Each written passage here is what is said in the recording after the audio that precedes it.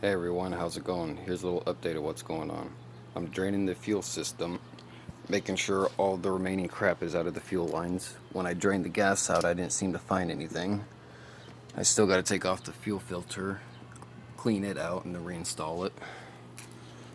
I'm doing all this because I'm installing a new Spectre premium fuel pump. This is for a 93 to 95 RX7 FD, and it puts out 118 psi at 68 gallons per hour, where the original one for this car, NA and turbo, both put out 125 psi at 26 gallons per hour. Where the fuel pump I have in it right now is out of a Buick Grand Prix or some shit like that, GTX or GPX, and it's a 60 psi fuel pump at 26 gallons per hour. It made the proper pressure, but it wasn't able to keep up with fuel demand. It looks like all of it's drained. Ooh. So there are still some things floating around in there. That's from inside the tank. That's from inside the tank. That shit's from inside the tank. That crap was already in there. But that wasn't like that. Oh no, that's from... Yeah, I believe that's from the last time I drained it. Yeah. I don't know, this might be from it because that was the corner I was dumping into. But this is the reason why I'm draining the tank and flushing out one last time before I put the new fuel pump in. Just in case. Let's a little update what's going on. I still got to blast the fuel injectors. They're right here. Best thing to use is B12 Chem Tool. This stuff is a really wicked solvent that will pretty much clean out everything, but yet it's so nasty that you better wear gloves or it's actually going to dry and crack your skin. These seem to be the best gloves that actually kind of last. Any other glove just destroys instantly. As soon as that hits it, it just starts melting, where this one you at least have a few minutes to get your work done before it starts melting. On the fuel rails, this one seemed to be clean. I wasn't finding any crap inside of it. All the way around it seems to be pretty good.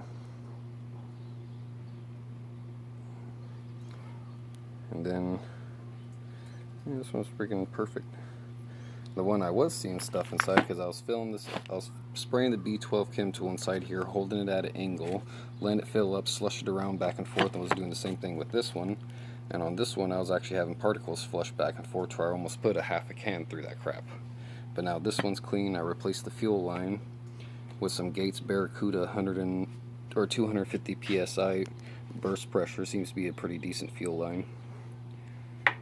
That's what all the rest of the fuel line is too. I do also have this fuel line, but this is for marine, pretty much Navy use and stuff like that, and it's extremely hard to find. I had 4 feet of it and I used it all up like an idiot. Not even replacing all the fuel lines I wanted to. But it's kind of a little update on what's going on.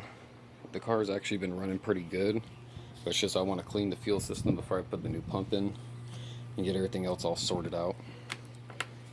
I had about 2.5 gallons left of gas inside the tank before I drained it, and I also put some B12 concentrate fuel system cleaner to kind of help flush out the tank. And what you can see inside the white bucket, it seemed like it did its job. Lower the car down.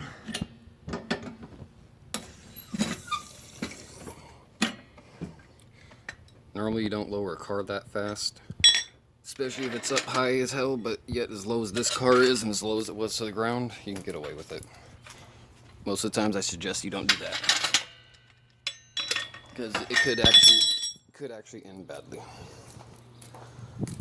That's a little update of what's going on.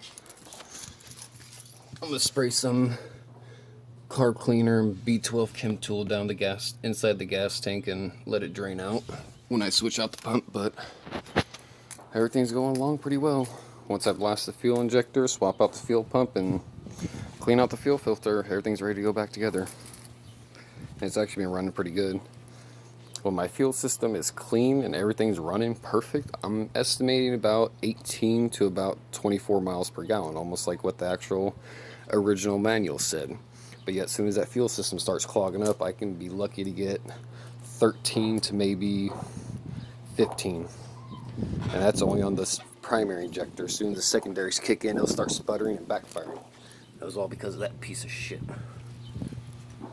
If you're ever doing research and trying to buy parts for your car, if you find one that you really want, spend the money and buy it. Don't sit there and try to find something else that's a little bit cheaper, because then you'll wind up trying to save $25, buy that crap, trash your whole fuel system, wind up spending or wasting about $350, still buying the fuel pump you originally were looking at, but you wanted to save $25, so you didn't buy that one, you buy the other one, and next thing you know, it trashes your fuel system. You still wind up buying the fuel pump you're trying to be a cheap ass and not buy, or fuel filter. You buy a nice fuel pump and you destroy it, so then you're back with kind of factory original stuff. It's the only downside. If you find something, it's better to spend the money, because if not, you'll waste $90 on a nice, pretty D-Sorts pump like this and fry it. So that was a $90 waste.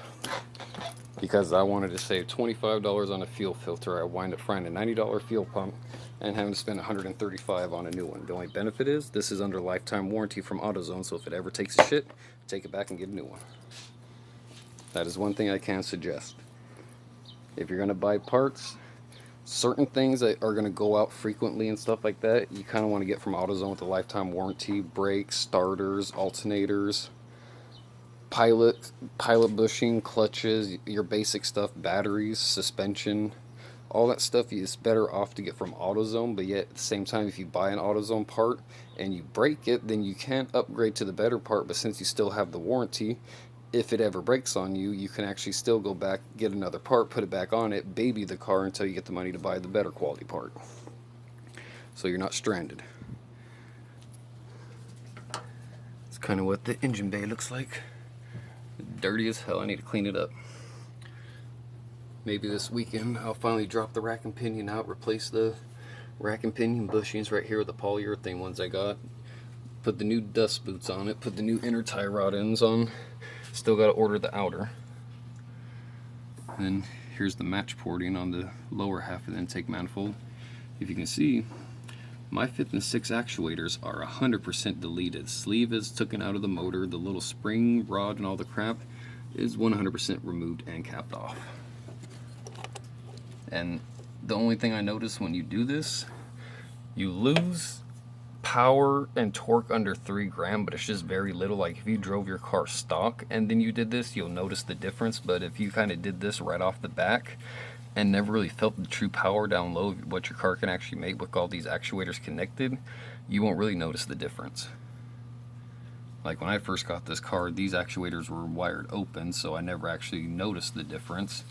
And the moment I removed them, got them, ported them out, made everything all nice and pretty like this, I really noticed the difference.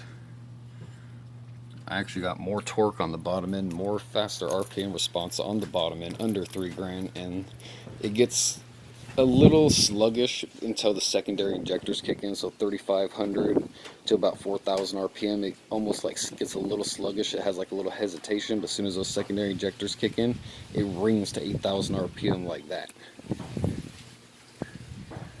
Need to do an oil change because I got to go through emissions at the end of this month. That's one of the reasons why I'm kind of going OCD on the fuel system, make sure everything's good. Because with this car, I found out you really just need a catalytic converter that is good, because that stays capped off. I unbolt that, put the little piece on it, plug the few little wires that are actually not here anymore, so it doesn't matter. Plug those wires in, or at least make it look like it's plugged in. Bolt the smog pump up right here, run the belt to it, run the stupid pipe that goes down there, that's why that piece is still there. Run the other pipe that goes towards the back, and it's all literally for looks. I reconnect my charcoal canister right here so it passes the gas cap test, and it's literally the catalytic converter that makes it pass, because they just throw it on the rollers like a dyno, stick a probe in the tailpipe, and measure the pollution. So as long as you have a good catalytic converter, everything in the engine bay is just for visual inspection. So it's really not even needed. I have all the emissions deleted, rat's nest, everything. Like this is my wiring harness. This is my rear rotor fuel injector. This is my front rotor fuel injector. This is my coolant temp sensor for the ECU.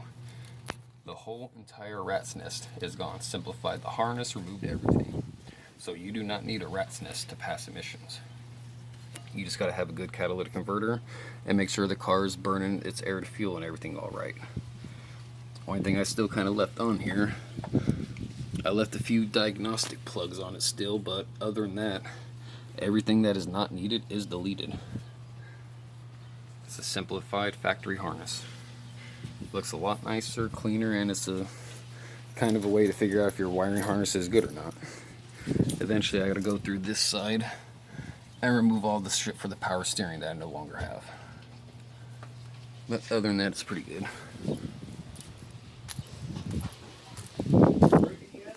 No. Looks like there's still gas coming out of it.